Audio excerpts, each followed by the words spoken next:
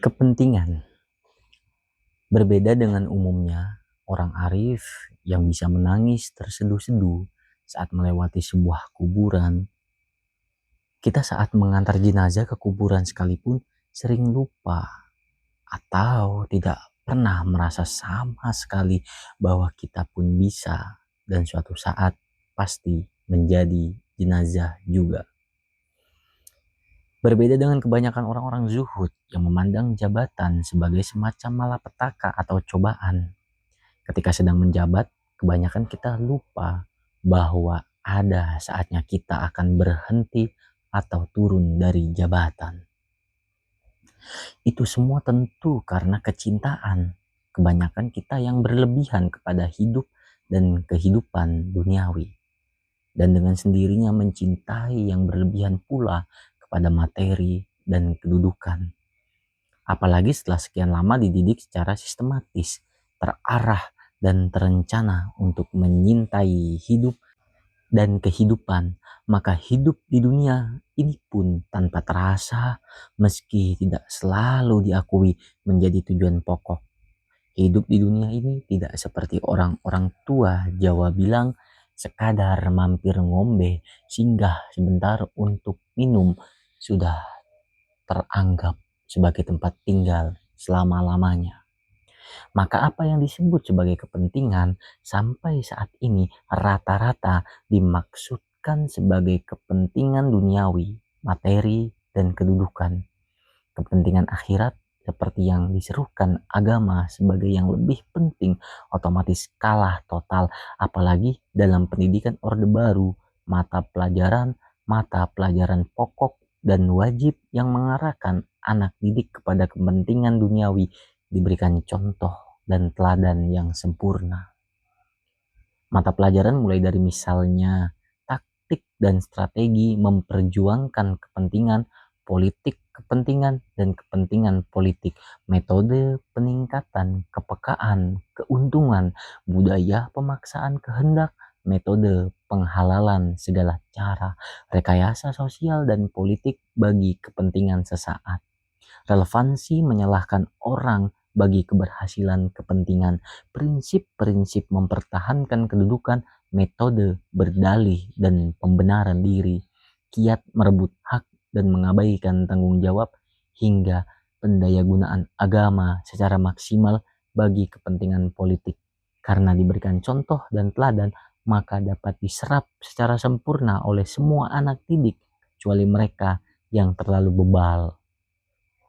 Kini Orde Baru konon sudah tinggal menjadi sejarah masa lalu. Umumnya orang menganggap bahwa dengan lengsernya Pak Harto tamatlah riwayat Orde Baru. Naif sekali. Justru di zaman reformasi dan keterbukaan ini, orang baru bisa dengan leluasa mengamalkan ilmu yang mereka serap sekian lama. Dulu untuk mendapatkan sesuatu, kepentingan duniawi, harta atau kedudukan yang agak berarti, banyak orang yang hanya bisa dengan menjilat atau berlaku munafik. Bahkan mencari selamat saja merupakan kiat yang sulit dipelajari umum. Kini semua bisa bebas merdeka tanpa rasa takut dan sungkan melakukan apa saja bagi kepentingannya. Karena kepentingannya sama, kepentingan duniawi, maka orang tentu lebih suka menggunakan cara yang memang terbukti efektif untuk itu. Yaitu cara yang selama ini didikan dan dicontohkan oleh rezim Pak Harto dan diserap dengan baik. Maka jangan heran bila kini kita masih menyaksikan sikap perilaku yang sama sebangun dengan sikap perilaku sebelumnya. Termasuk sikap mereka yang menupuk dada sebagai reformis sejati sekalipun. Bacalah koran, lihatlah televisi, atau dengarkanlah radio. Anda akan bisa melihat bagaimana di zaman reformasi ini ajaran rezim Soeharto masih utuh dipraktikkan dan diamalkan oleh tokoh-tokoh dari berbagai kalangan. Bisakah Anda membedakan tokoh-tokoh itu dengan tokoh-tokoh rezim Soeharto? Kalau dulu agama misalnya, selalu dikendarai oleh kepentingan sehingga agamawan dan ulama terpecah belah. Apakah kini tidak? Bukankah sampai detik ini fatwa halal haram pun masih mengikuti selera kepentingan yang kemarin haram pun hari ini bisa menjadi wajib. Hahaha. Begitulah banyak orang termasuk sementara pemimpin dan reformis yang sudah sangat fasih menirukan guru mereka kemarin. Menonjolkan kepentingan sendiri atau kelompok, sangat terampil memaksakan kehendak, sangat lihai merekayasa, sangat cekatan menyalahkan orang lain, sangat canggih mempermainkan hukum, sangat tega mengorbankan anak sebangsa, sangat mahir mengatasnamakan rakyat, sangat pintar menggunakan ayat untuk kepentingan, bahkan sangat berani menyaingi Tuhan dengan berlagak arogan dan mutlak-mutlakan. Jadi, jika Orde Baru yang berkuasa selama 32 tahun kita analogikan dengan perguruan tinggi, maka Pak Harto paling banter adalah rektornya.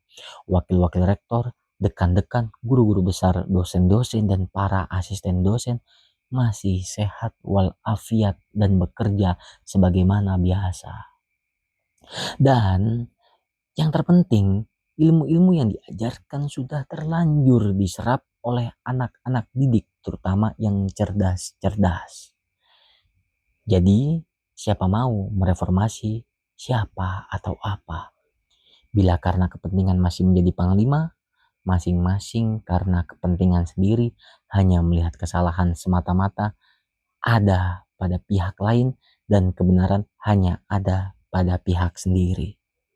Menurut saya yang bodoh ini, selama kita, terutama para pemimpin dalam memahami reformasi, masih belum bisa melengkapinya dengan untuk kepentingan kita, Indonesia dan bangsa Indonesia, dan di antara kita sendiri, kita masih menggunakan kata kita dan mereka.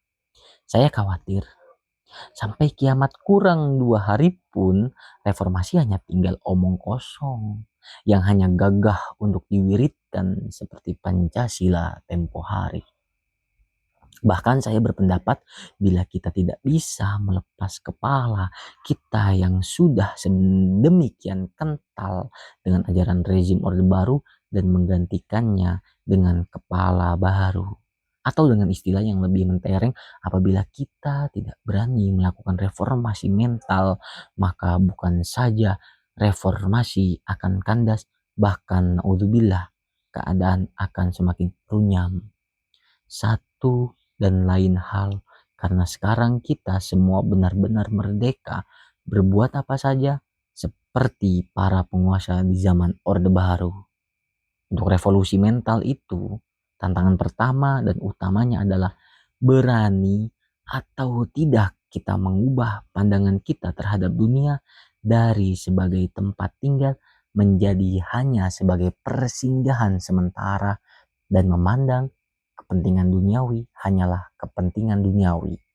Kepentingan sesaat yang seandainya pun dicapai tidak pernah sebanding kenikmatannya dengan biaya yang dikorbankan, apalagi bila yang dikorbankan itu kemuliaan kemanusiaan sendiri.